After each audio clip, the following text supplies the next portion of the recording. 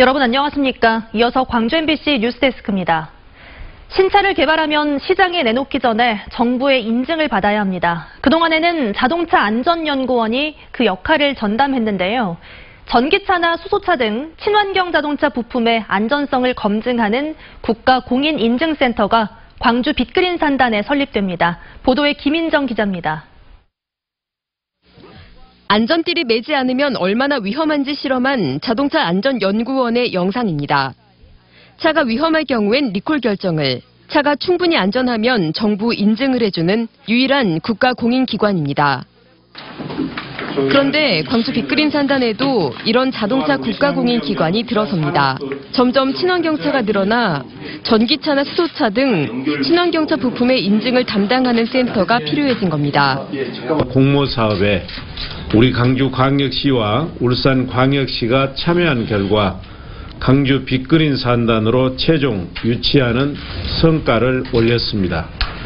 광주 빅그린 산단에 오는 2021년까지 세워질 친환경차 부품 인증 센터에서는 배터리 등 고위험 부품의 폭발 파손과 충격 안전성 평가 등을 담당하게 됩니다. 광주시는 앞으로 친환경 자동차 인증 업무를 모두 광주 빅그린 산단에 유치해 미래차 클러스터를 만들 수 있길 기대하고 있습니다. 유형 일자리가 이제 빅그린 산단을 배경으로 해서 준비가 되고 있는데 많은 업체들이 인증기관을 활용할 수 있을 것 같고 업체들이 또 불려 모여들 거고.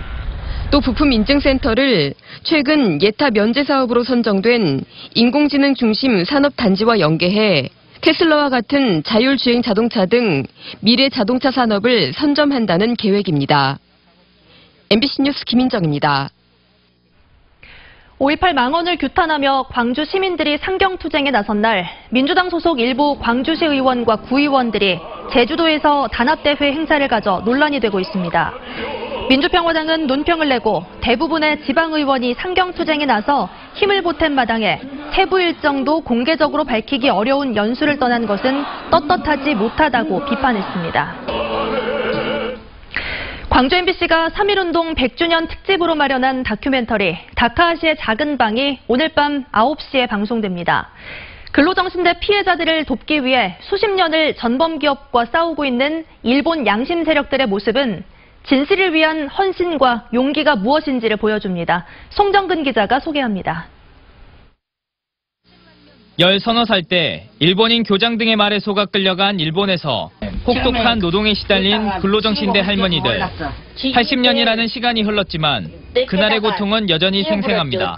비행기 공장에 가서 부속 들어간 거 녹지는 닦고 신나로 닦고 또 머리고리를 닦고 저녁에는 뭐 못한 것을 하나가 울면 다 따라 울지.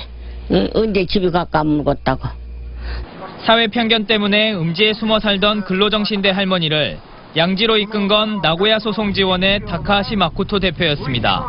다카하시 대표는 1985년 조선인 강제연행에 대해서 조사하던 중 일제가 어린 소녀들을 군수공장에 강제 동원한 사실을 알게 됐고 그 후로 피해 할머니를 돕는 일은 그의 인생에서 가장 중요한 일이 됐습니다. 20년 전 미쓰비시를 상대로 일본 법원에 제기한 소송은 비록 패소했지만 그들의 노력은 지난해 한국 대법원에서 승소 확정 판결을 받아낸 마중물이 됐습니다. やはり真実は沈まない。このことを大事にして運動を続けていきたいと思います。 나고야에 다카하시 대표가 있었다면 일본 도야마에는 나카가와 사무국장이 있습니다. 변변치 않은 사무실도 없어 지방현에서 회의를 할 정도로 열악하지만 전범기업 후시코시 앞에서 사죄와 배상을 촉구하는 집회를 수십 년째 이어오고 있습니다. 후시코시와 아베政権の言いなりになるな。二度と同じ過ちを繰り返すな。 그들은 왜 자국민의 비난에도 근로정신대 할머니들을 위해 싸우고 있는 것일까? 근로정신대 문제와 관련해 앞으로 남은 과제는 무엇일까? 오늘 밤 9시에 방송되는 광주 MBC 3.1절 100주년 특집 다큐멘터리 다카하시의 작은 방에서 고민했습니다. MBC 뉴스 송정근입니다.